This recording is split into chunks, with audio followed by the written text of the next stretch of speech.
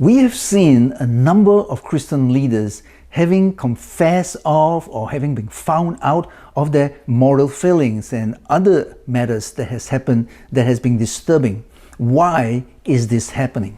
Today, I will address this on my topic on leaders maintain your personal integrity.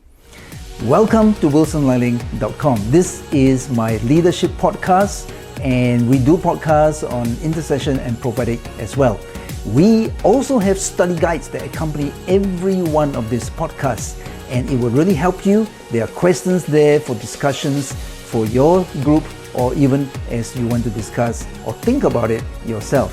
I'm sure it will be a blessing to you. Well, as we look at this whole area, it has been heart-wrenching. It has been disturbing to watch all these leaders that seem to have failed. And what is really distressing is to see the number of well-known global leaders even that are counted among this group. And surely it is only the tip of the iceberg. So why? Why are these integrity problems occurring?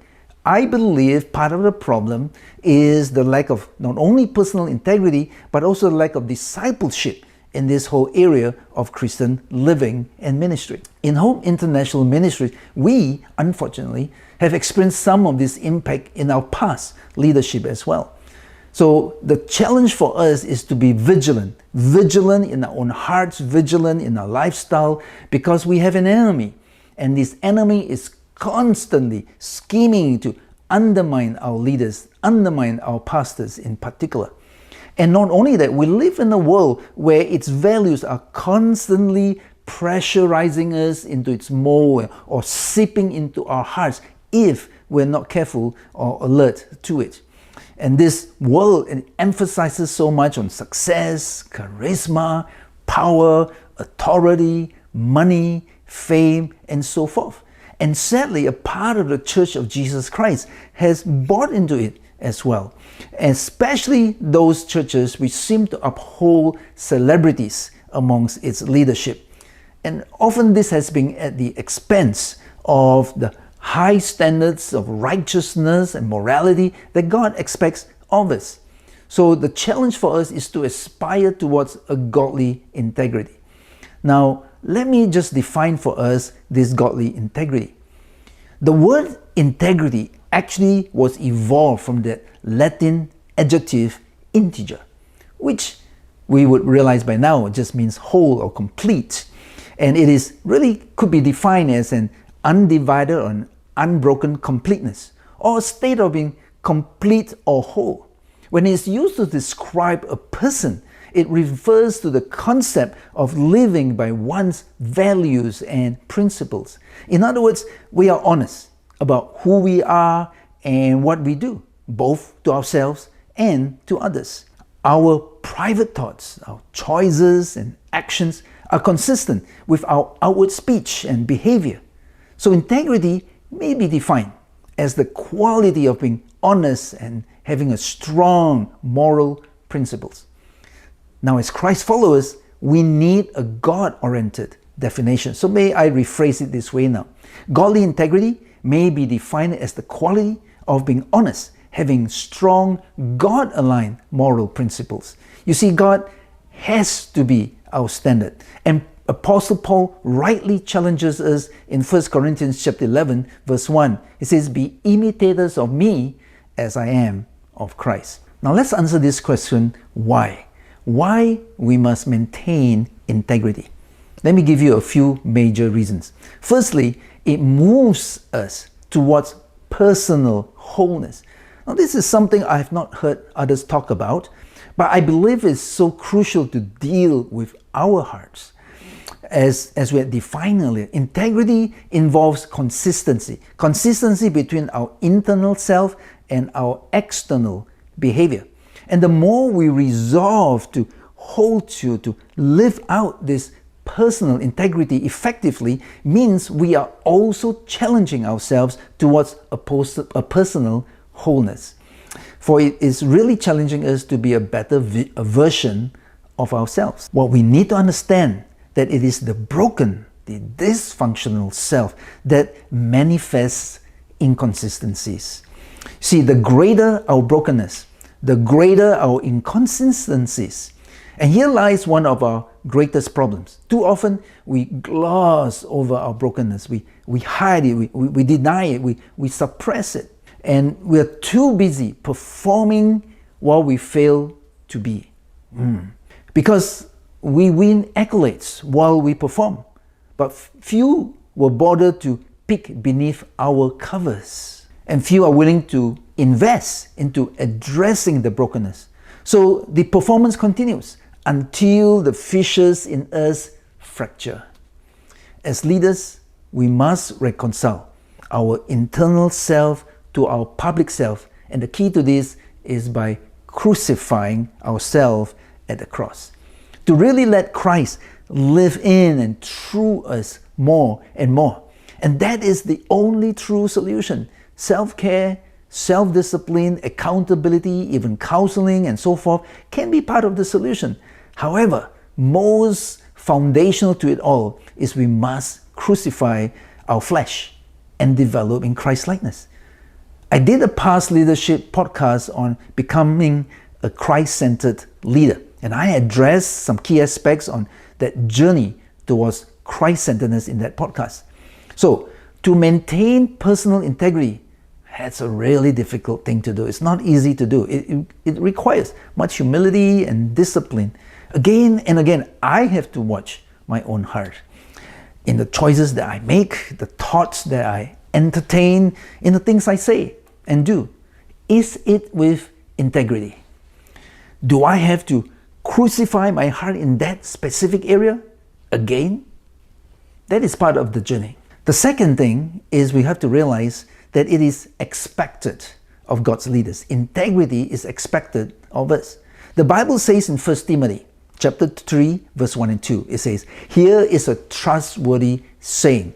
Whoever aspires to be an overseer desires a noble task. Now the overseer is to be above reproach." So to be above reproach, one has to have godly integrity. So why is godly personal integrity so crucial for Christian leaders? Firstly, it builds trust.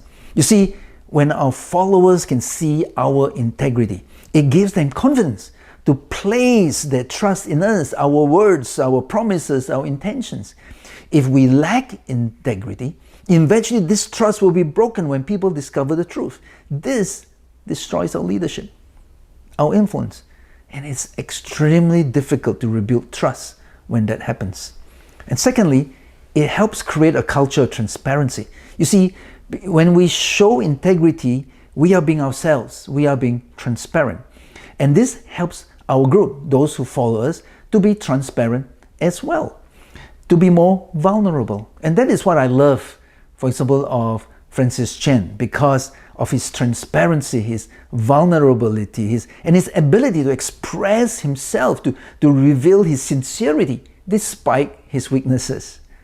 Could we walk in the same path as well? So transparency is good, because when we walk in the light rather than in the darkness, it is so much easier. It is so much easier to work with one another when we all walk in the light. Consider that.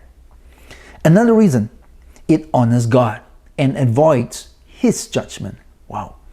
You see, as leaders, we must hold a biblical view of God. God who loves, yet is holy. God who is merciful, yet will judge His people. And as leaders, we will be judged by God for our faithfulness to our leadership. So one major motivation we should have to walk with integrity is because we desire to honor God and because we fear Him. The Bible says, 2 Corinthians chapter 5, verse 10, "For we must all appear before the judgment seat of Christ, so that each one may receive what is due for what he has done in the body, whether good or evil." And there are no exceptions to this judgment, regardless of what level of leadership we have.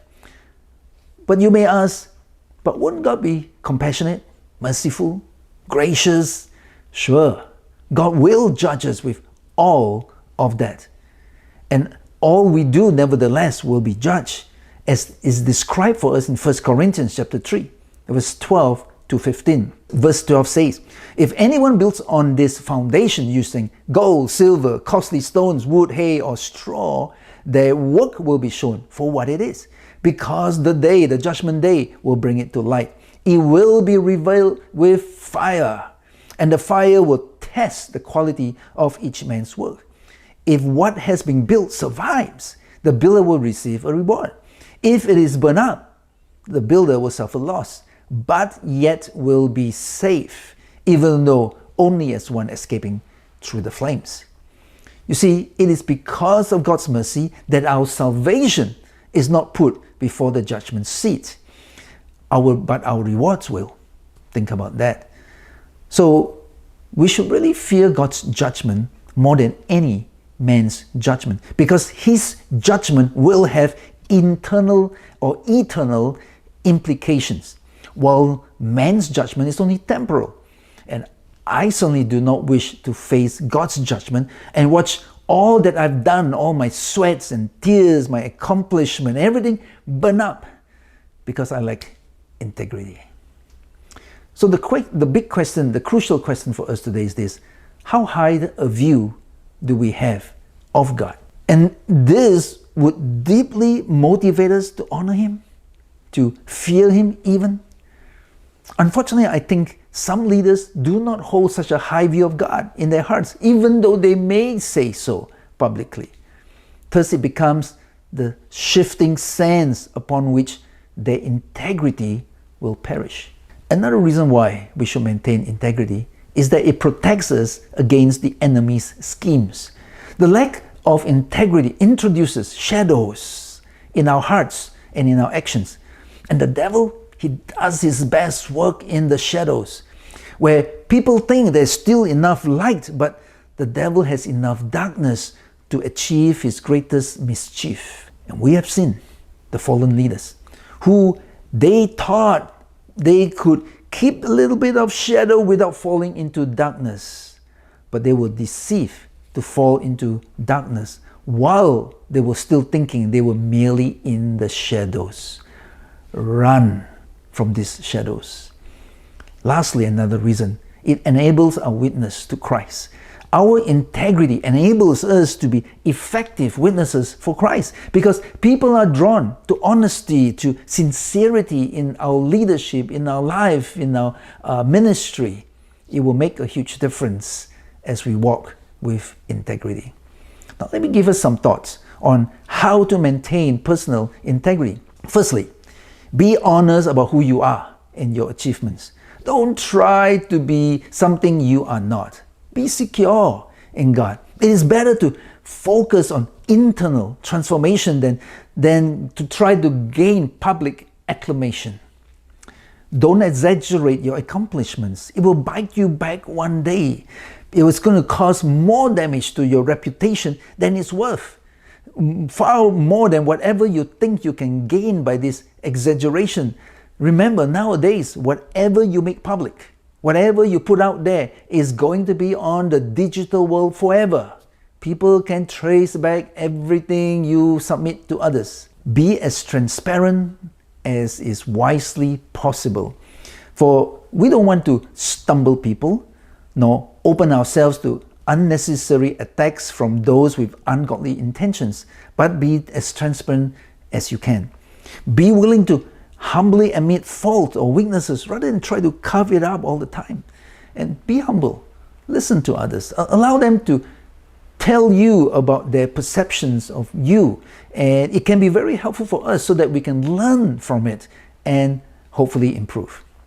The second area is be careful about relationships with the opposite gender. Keep your eyes to yourself. Don't watch what you should not be watching. Don't get tempted. That's very important. Keep your hands to yourselves. Be careful about being touchy. That is how Bill Hybels fell. He hugged too much, too long. Perhaps he was looking for emotional affirmation during the times, or years rather, when his marriage was kind of shaky. So we should really learn a lot from Joseph in the book of Genesis, where when Potiphar's wife tried to advance on him, he simply ran away. Keep your social media to yourself. Too much intimacy, too much unwise words or photos, those things, it can undo you. Be very careful about this. Matt Chandler of the Village Church, he got into trouble because his texts with another woman member, a married woman, and it just became a bit too personal. And it just began to get a little bit, gray. And fortunately, he dealt with it in a good way, and the whole thing came out well. But we got to be so careful. Also be careful. There's so many clever scams out there. Almost every other month, I'm getting some suspicious inquiries from women. And I think some of them are using AI to talk as if they understand those areas which I have expertise in. Be very careful of all this scam. Keep your interactions platonic with all people of the opposite gender. Don't put yourself into situations where you develop emotional intimacy with the opposite gender. And that's why Liling, my wife, gets involved with the women issues, not me. I do not counsel women beyond the type of counseling or type of prayers I would do at the altar call, at church public meetings. I do not hang around women all by myself, whether it's single or married. And at times we minister in nations where it's very normal to hug each other and perhaps even give pecks. Be very wise. Make sure everything you do is above reproach, even in those contexts. Also, keep out of any questionable activities. Don't visit the opposite gender in private places. Rick Warren famously would not go into a lift with another woman if there was only two of them. A bit much? Well, he's such a famous pastor and he would be a big target for the enemy. So we can learn something from his carefulness. So when I make sure that when I meet with other women for meetings just by myself, you have to, in my office, the office door is always open. Lastly, be careful about relations with the same gender. It's so unfortunate that today this is a potential issue. So I'm not suggesting we become paranoid about this, but we do have to be aware of the potential connotations. By all means, have buddies, have dear friends, but just be conscious and be aware that misunderstandings can develop if the way we go about things may look a little bit odd. So be careful about these things in this ungodly world that we live in today. So let me just conclude. Your integrity is crucial to your leadership. It is crucial that you maintain integrity because you are God's representatives. It is also crucial before the eyes of God. Therefore, let's walk with utmost integrity before God. Walk with honesty, with wisdom, and I believe you will be richly rewarded and your leadership will not be tarnished, but instead you will reap the blessings of all your investment into the purposes of God. God bless you.